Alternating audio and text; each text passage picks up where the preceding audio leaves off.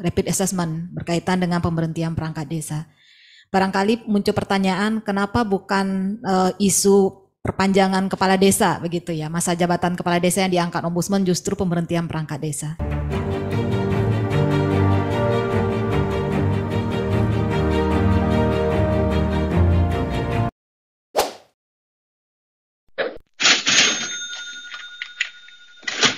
Terima kasih Pak Dadan. Barusan disampaikan Pak Dadan, pada saat ini pelayanan publik pada tingkat desa ini diperlukan kualitas. Karena apa? Masyarakatnya serba kritis. Oleh karena itu, sebagaimana Undang-Undang Desa Nomor 6 Tahun 2014, memang kedudukan kepala desa ini diberikan segudang kewenangan, bahkan pembinaan seperti itu. Oleh karena itu sudah saatnya memang kepala desa ini, para kepala desa harus grade-nya itu agak naik seperti itu. Nah, oleh karena itu nanti akan dipaparkan oleh Ibu Dahlena. Saat ini Ombudsman telah memotret lebih dari 6 provinsi, artinya 6 penelitian ini sudah berjalan. Nanti akan disampaikan secara ya lebih kurang rinci, tapi pada saat ini belum bisa menyimpulkan. Oleh karena itu tidak terlalu lama kami mengundang Ibu Dahlena untuk memaparkan atau memotret permasalahan ini, sehingga nanti bisa bahan untuk diskusi. Waktu kesempatan kami sampaikan. Silakan Ibu Dahlena. Terima kasih Pak Nyoto. Assalamualaikum warahmatullahi wabarakatuh. Salam sejahtera untuk kita semua. Yang terhormat Pak Dadan, Pak Sutoro Eko, terima kasih Bapak atas kehadirannya. Kemudian Ibu Prisilia, terima kasih sudah bergabung di acara pada hari ini, dan terima kasih kepada Bapak dan Ibu yang bergabung pada kesempatan hari ini. Seperti tadi yang disampaikan Pak Nyoto, bahwa Ombudsman saat ini sedang melakukan rapid assessment berkaitan dengan pemberhentian perangkat desa. Barangkali muncul pertanyaan, kenapa bukan isu perpanjangan kepala desa begitu ya, masa jabatan kepala desa yang diangkat Ombudsman justru pemberhentian perangkat desa. Kami akan cerita apa yang kemudian yang melatar belakangi Ombudsman mengangkat permasalahan mengenai pemberhentian perangkat desa. Ini bisa ada slide-nya ya.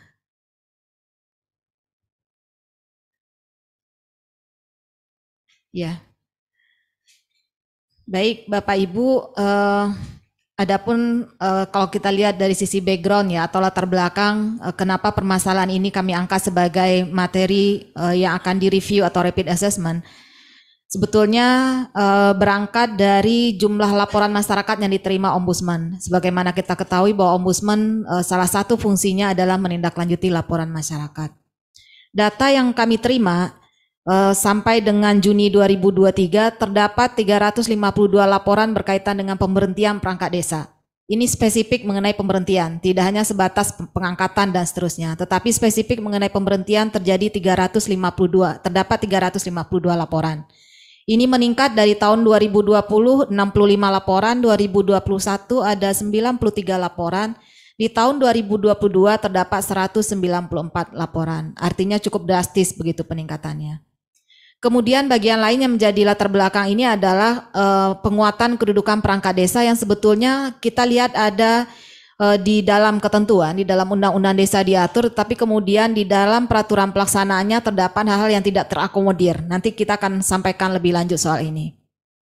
Sehingga berangkat dari sini perlu adanya perbaikan terhadap sistem yang mencegah terjadinya maladministrasi maupun permasalahan yang kemudian berulang bisa saja di satu daerah tertentu ataupun di daerah lain begitu.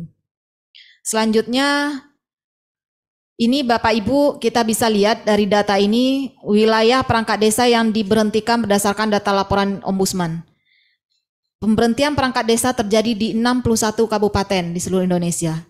Kemudian itu terjadi di 195 desa dan perangkat yang diberhentikan itu adalah 375 perangkat desa. Kami mencatat ada beberapa kabupaten dengan jumlah pemberhentian perangkat desa yang cukup banyak.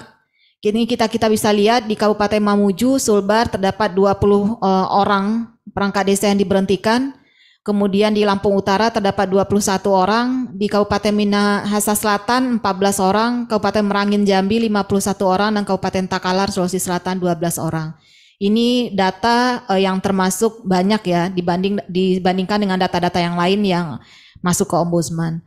Adapun dugaan maladministrasi yang kami catat terdapat beberapa hal, mulai dari tidak kompeten, kemudian tidak memberikan pelayanan, tidak patut, penundaan berlarut, penyalahgunaan wewenang, penyimpangan prosedur. Yang paling dominan itu adalah soal penyimpangan prosedur.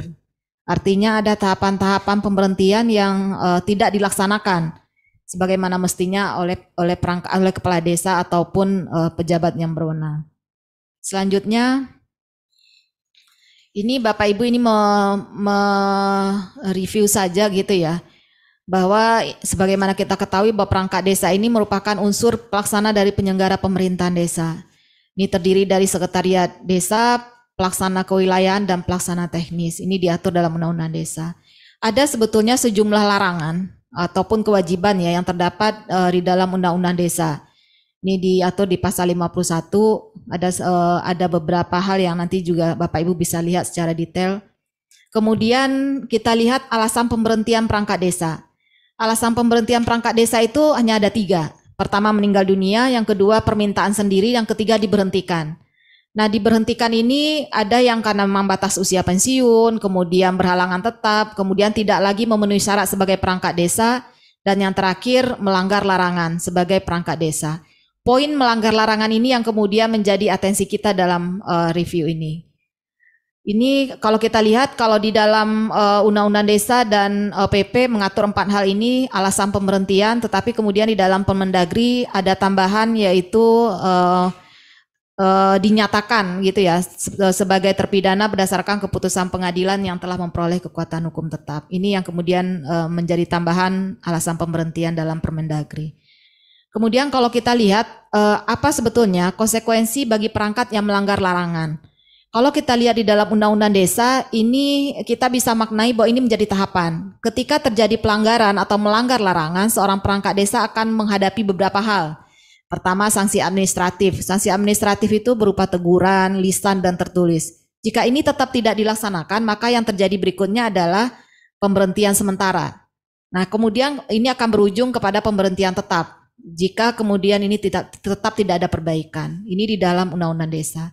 Tetapi kemudian kalau kita lihat lebih lanjut di dalam Peraturan Menteri Dalam Negeri, ini diatur ketika terjadinya perangkat desa yang melanggar larangan, maka kemudian dampaknya atau konsekuensinya adalah pemberhentian sementara, kemudian dilanjutkan pada pemberhentian. Ada klausul atau frasa yang tertinggal di sini. Mungkin nanti Bu Felicia bisa memastikan apakah memang demikian adanya.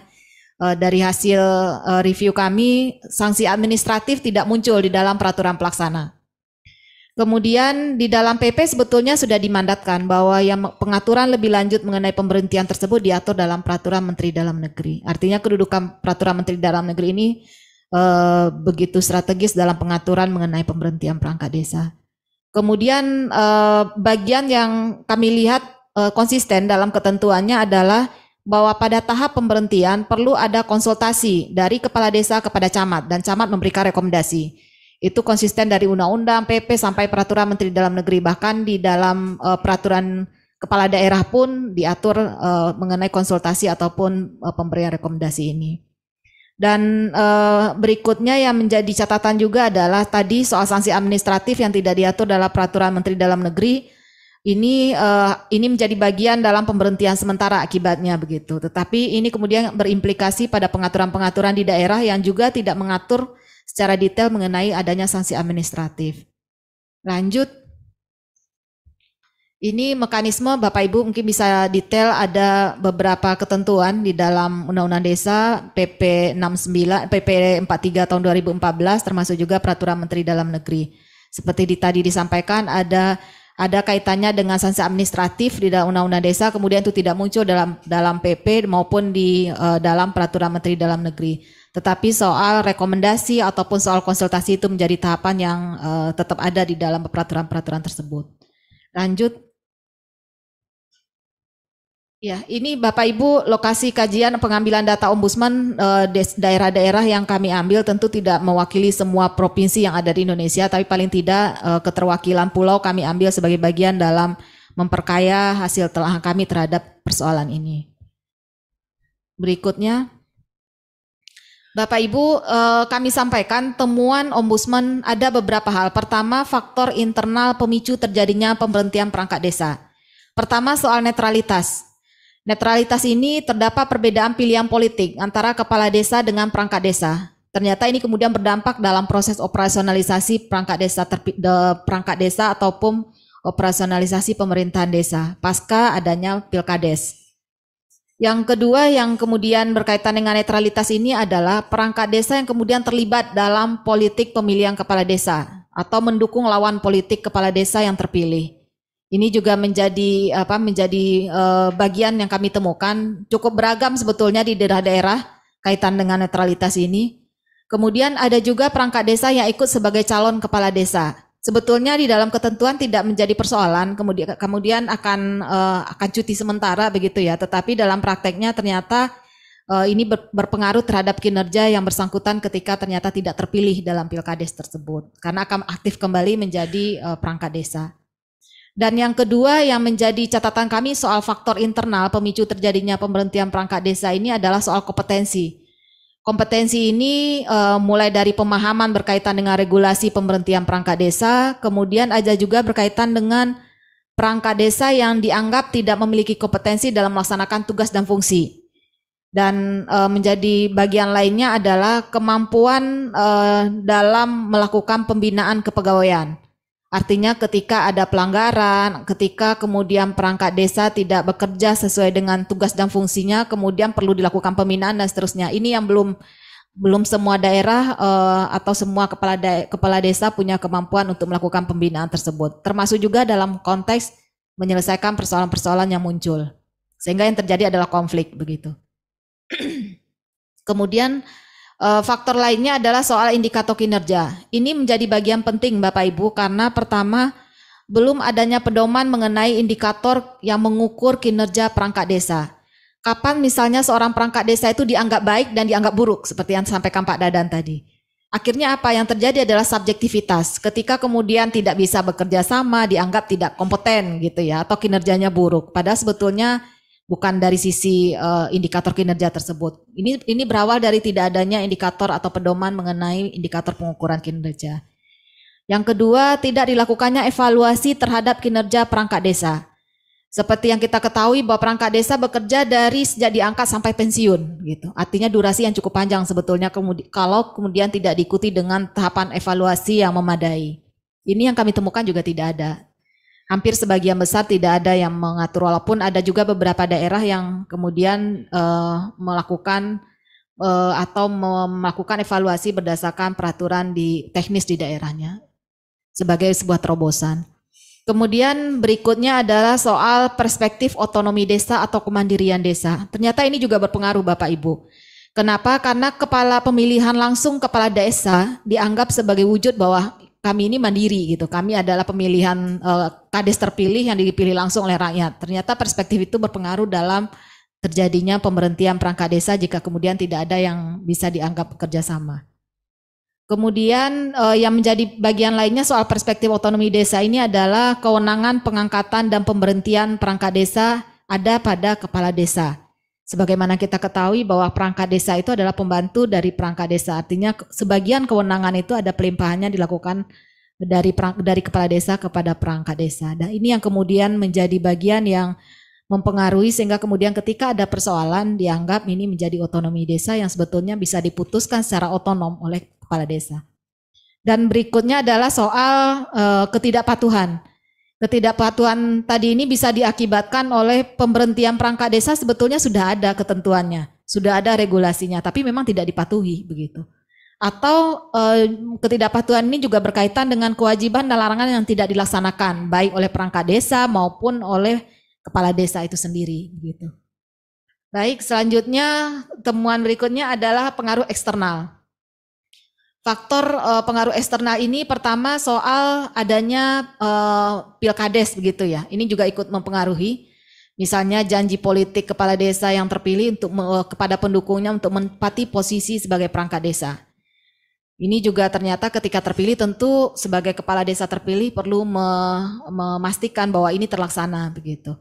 Nah, situasi kedua adalah soal kesulitan kepala desa terpilih bekerja sama dengan perangkat desa yang ada dalam mewujudkan visi dan misinya. Seperti tadi disampaikan Pak Dadan, sebetulnya mungkin visi dan misinya baik gitu ya, bagus, tetapi kemudian tidak dapat disinergiskan dengan dukungan perangkat desa yang ada. Dan yang ketiga, adanya Pilkades ini juga terdapat desa yang mengganti perangkat desa jika kepala desa berganti, artinya ganti pimpinan, ganti kabinet begitu. Dan itu terjadi di beberapa daerah di Indonesia. Kemudian yang kami temukan juga adalah faktor pengaruh eksternal lainnya adalah aspirasi masyarakat. Tuntutan penggantian terhadap perangkat desa yang ada saat ini juga mempengaruhi. Ini kemudian tentu juga berkaitan langsung dengan kurangnya pemahaman masyarakat desa tentang peraturan perangkat desa. Apakah boleh diberhentikan di dalam periode jabatan yang sama atau memang harus menunggu masa pensiun. Nah, itu juga masih belum dipahami secara detail oleh masyarakat. Sehingga kemudian muncul adalah diganti saja kalau tidak capable, kemudian diganti dan seterusnya dengan banyak faktor. Kemudian yang kedua adalah belum optimalnya pengawasan dan pembinaan.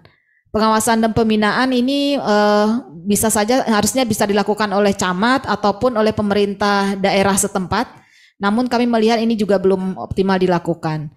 Termasuk juga upaya peningkatan kapasitas kepala desa dan perangkat desa. Karena peningkatan kapasitas ini tidak hanya bagi kepala desa saja, tapi juga bagi perangkat desa. Nah, ini yang belum secara detail diatur baik dari sisi regulasi maupun dari sisi ketersediaan sumber daya yang memperkuat optimalisasi pengawasan dan pembinaan ini. Kemudian berikutnya adalah sanksi administrasi yang tidak diatur dalam aturan pelaksana seperti tadi disampaikan. Dari peristiwa terjadinya pelanggaran terhadap larangan, kemudian pemberhentian sementara dan langsung pemberhentian tetap. Berikutnya belum tersedianya SOP penerbitan rekomendasi oleh camat atau oleh kecamatan. Sebagaimana kita ketahui bahwa alur dari pemberhentian perangkat desa adalah ketika seorang kepala desa ingin memberhentikan yang bersangkutan harus berkonsultasi dengan camat, kemudian camat keluarkan rekomendasi. Nah, di dalam temuan kami ternyata beragam. Ada yang kemudian secara langsung menerbitkan rekomendasi tanpa melakukan cross check atau verifikasi. Ada juga yang lebih bagus gitu ya, dengan cara mempertemukan perangkat desa ataupun kepala desa, dilakukan penyelesaian secara win-win solution misalnya, ada yang seperti itu. Tetapi secara secara ketentuan atau SOP yang mengatur kapan rekomendasi diterbitkan, apa tahapannya, itu yang belum ada, sehingga kemudian bervariasi sekali kejadian yang ada di daerah. Berikutnya faktor eksternal lainnya adalah kekosongan hukum. Misalnya tidak adanya sanksi bagi tindakan pemberhentian tidak sesuai prosedur bagi kepala desa. Misalnya ketika peristiwa pemberhentian oleh kepala desa, kemudian konsekuensinya apa? Nah, itu tidak ada sanksinya. Yang kedua, larangan pemberhentian perangkat desa kaitannya dengan Pilkades. Ini mungkin kita lihat kalau di dalam peraturan mengenai pemilihan gubernur, kepala daerah atau bupati ataupun wali kota, terdapat ketentuan tidak boleh memberhentikan pejabat 6 bulan sejak pelantikan misalnya. Nah, ini tidak kita temukan di dalam norma berkaitan dengan pemerintahan desa. Artinya ketika seseorang kepala desa ingin memberhentikan pada saat setelah dilantik begitu ya, tetap tidak ada larangan soal ini. Kemudian berkaitan dengan peraturan mengenai indikator penilaian kinerja yang tadi disampaikan, agar menghindari subjektivitas, ini juga tidak diatur secara detail yang mestinya diakomodir dalam peraturan pelaksana, barangkali peraturan Menteri Dalam Negeri. Kemudian berikutnya adalah pengaturan lebih lanjut tentang perangkat desa yang mencalonkan diri sebagai kepala desa. Seperti tadi adanya cuti sementara begitu ya, atau ternyata dalam prakteknya ada yang tidak terpilih kemudian berpengaruh terhadap kinerja. Nah, ini belum diatur secara detail. Nah, pengaruh-pengaruh faktor eksternal ini yang cukup mempengaruhi juga bagaimana kemudian terjadinya pemberhentian perangkat desa yang terjadi di beberapa daerah di Indonesia. Baik, Bapak Ibu, selanjutnya tentu yang kami lihat adalah apa yang terjadi jika kemudian terjadi persoalan gitu, permasalahan perangkat desa. Bagi Ombudsman tentu yang kami lihat akan berpengaruh pada pelayanan publik. Bahkan di satu daerah misalnya kami temukan ketika pergantian kepala desa, kemudian perangkatnya ganti, semua dokumen-dokumen pun juga habis begitu. Artinya apa? Pengamanan aset dan tertib administrasi juga ternyata mempengaruhi begitu. Nah, kemudian berikutnya adalah tentu suasana tidak kondusif ya antara perangkat desa ataupun pemerintahan yang ada di desa tersebut. Apalagi kemudian kalau ini kaitannya dengan ada APH, kemudian ada upaya-upaya keberatan melalui pengadilan. Dan lagi-lagi tentu yang akan berdampak adalah pelayanan publik terhadap masyarakat. Selanjutnya dari beberapa peta permasalahan tersebut, maka Ombudsman saat ini sedang melakukan tahap finalisasi hasil rapid assessment atau kajian Ombudsman yang nanti akan menjadi masukan bagi pengambil kebijakan. Sehingga nanti tentu harapannya adalah perbaikan tata kelola pemerintahan desa khususnya mengenai pemberhentian perangkat desa. Sehingga bagi kita atau bagi Ombudsman pencegahan maladministrasi agar tidak terulang di kemudian hari itu menjadi titik poinnya. Baik Bapak Ibu, lebih kurang ini gambaran yang kami temukan dalam persoalan pemberhentian perangkat desa. Sekali lagi tentu ini masih sangat terbuka untuk diberikan masukan, klarifikasi termasuk juga masukan dari Bapak dan Ibu ini akan sangat memperkaya kami begitu ya untuk memfinalisasi hasil ini nantinya yang akan kami serahkan kepada pengambil kebijakan. Lebih kurang itu kami kembalikan kepada Pak Nyoto. Terima kasih.